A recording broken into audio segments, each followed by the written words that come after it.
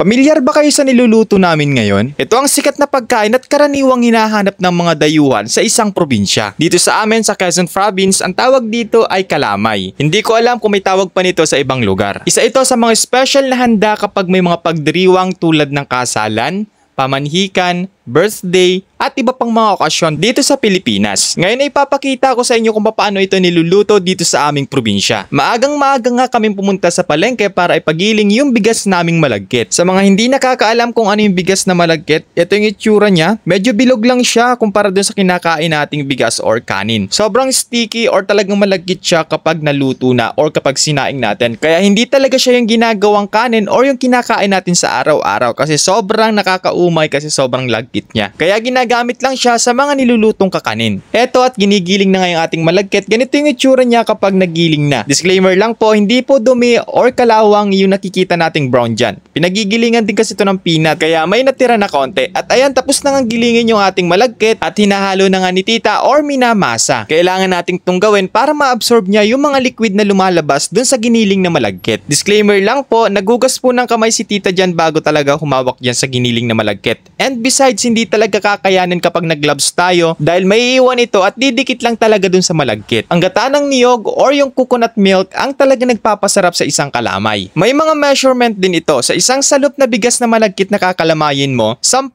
or 10 perasong niyog ang kakayurin mo. Ngayon ay pupunta muna kami ni tita sa sagingan dahil kukuha kami ng daon ng saging para gamitin or lagyan ng ating nilutong kalamay. Nilalaib muna ito or pinapainitan sa apoy para mas maging matibay bago gamitin. At pagkatapos kayurin ng niyog ay kailangan nating gatayin ito or kuhain yung coconut milk. Disclaimer lang po ulit, nagugas po lahat kami dito ng kamay bago humawak sa kinayod na niyog. Kapag marami na yung ginagata naming niyog, ganito yung diskarte namin. Ginagamitan namin ito ng sako at saka pinipilot or pinipihit para mas mapabilis yung paggagata natin ng niyog at talagang mapiga yung ating kinayod. Iba kasi yung pwersa kapag dalawang tao na yung pumipiga and at the same time kailangan nating gamitan ito kasi sobrang daming kinayod na niyog na ating gagatain. At dito nga ay gumawa na ng apoy si Tito Bern para simulan na natin yung pagluluto. Sa buong buhay ko hindi pa ako nakakakita na nagluluto nito sa loob ng bahay dahil nga sobrang hirap nito gawin. Pag mainit na yung kawa or yung tulyase, ito na yung gagawin natin. Maglalagay tayo ng asukal para sunugin. Dito magdedepende yung kulay ng kalamay mo kung gaano katingkad na brown. Kumbaga ito yung natural na food coloring ng isang kalamay. Kapag nakita nyo nang nasusunog na yung asukal at nakuha nyo na yung gusto nyong kulay, ilagay na natin yung gata ng niyog or yung coconut milk. Utay-utay lang ang paglalagay hanggang sa maubos natin yung ating ginatang niyog. Ito yung importante sa pagluluto ng kalamay. Kailangan hindi natin titigilan itong haluin. Kaya kailangan marami kayong maghahalo or marami kayong gagawa nito dahil hindi kakayanin ng isang tao lamang. Pagkatapos ng ilang minuto after natin mailagay yung gata ng niyog, isunod na natin yung asukal. May measurement din ang paglalagay ng ating asukal. Sa isang salop na malagkit na ating kakalamayin, 2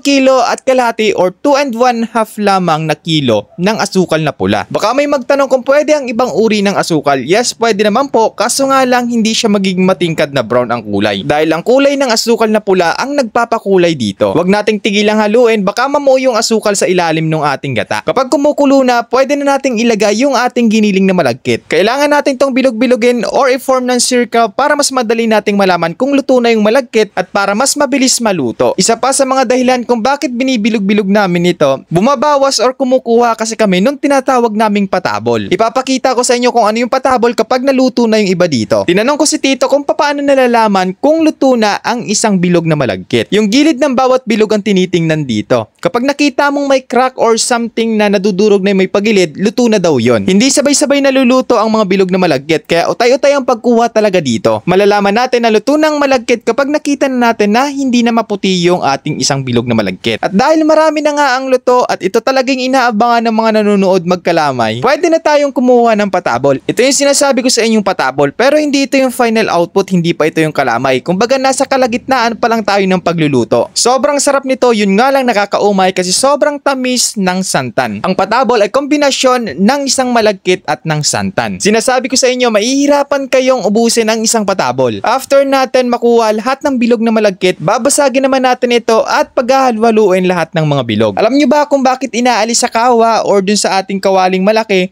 yung mga bilog na malagkit kapag luto na. Kailangan kasi itong basagin or haluin dahil sobrang hirap nito maghalo kapag nasa loob na ng isang kawali. Yung inilagay nga pala ni Tito na nasa lata ay condensed at yung nasa plastic naman ay peanut butter. At habang naghahalo pa nga nung ating mga malagkit, ayan, kain muna tayo ng mga patabol. Pagkatapos nating basagan yung mga bilog na malagkit at tapos na nating haluin, ilalagay na ulit natin ito sa ating kawa or sa ating kawaling malaki. Kung mapapansin nyo, habang kumukulo yung ating asukal at ilalagay na natin yung malagkit, utay-utay na nilang inaalis na ng gatong. Dahil hahaluin na lang naman nila yung malagkit dun sa kumukulong asukal. Luto naman na kasi yung malagkit and at the same time, maiinitan yung kanilang mga paa habang sila ay naghahalo. Ito yung pinakamahirap na part ng pagluluto ng kalamay. Sa una, magaan pa kasi hindi pa nagmimix masyado yung malagkit at yung asukal. Ayan dito, medyo tumitigas na yung paghahalo kasi nagmimix na or na-absorb na nung malagkit yung ating kumukulong asukal. Dito makikita natin na malapit na talaga siyang maging kalamay. Alam nyo ba na technique ito ng mga gumagawa sa amin ng kalamay kapag pagod na silang maghalo na maghalo katulad nito. Kaya ang ginagawa nila, ito muna yung ginagawa nila para maiwasan nila na hindi tumigil yung paghahalo. At least nahahalo pa rin kahit namamahinga sila kasi sobrang bigat talaga ng paghahalo ng kalamay kapag ganito na yung stage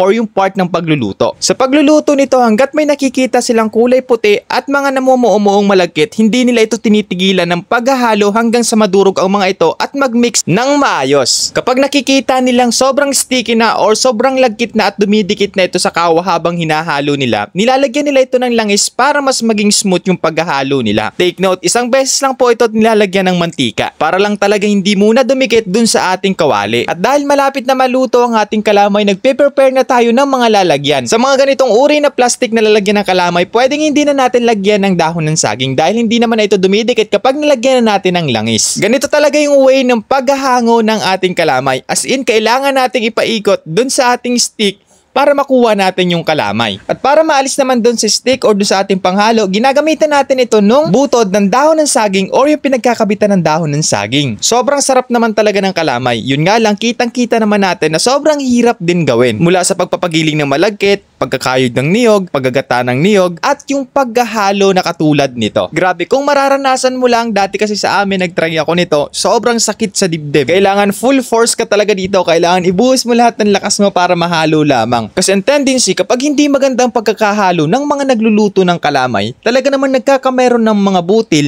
or yung mga buo-buo sa loob ng kalamay, dahilan para hindi maging masarap at hindi nagiging sticky, nagiging matigas kaagad yung kalamay. May mga nagsasabi na kaya hindi maganda yung pagkakaluto ng kalamay or hindi maganda yung kinakalabasan. May mga paniniwalang habang nagluluto nito ay dapat hindi raw binabate kung ano man yung nangyayari dun sa kalamay habang nagluluto. Disclaimer lang po, yun ay kasabihan ng mga matatandang nagluluto ng kalamay dito sa amin. Pagkatapos magluto ng kalamay, ayan, nakapila na yung mga bata para abangan yung mga panghalo para dun sa mga sandok na ginamit na pinagdikitan ng kalamay. Sila na yung kumakain yan katulad ng ginagawa ko dati nung bata pa ako. Ayan, sa tatlong salop na malagkit, kasama na yung mga patabol na nakuha namin, ito yung nayari doon na kalamay. Ayan, nagbabalot-balot na si tita para bigyan yung mga tumulong sa pagkakalamay, yung mga relatives, at yung mga kapitbahay. Sa inyong probinsya, ano bang tawag sa inyo nito? Patingin nga ng inyong mga kalamay.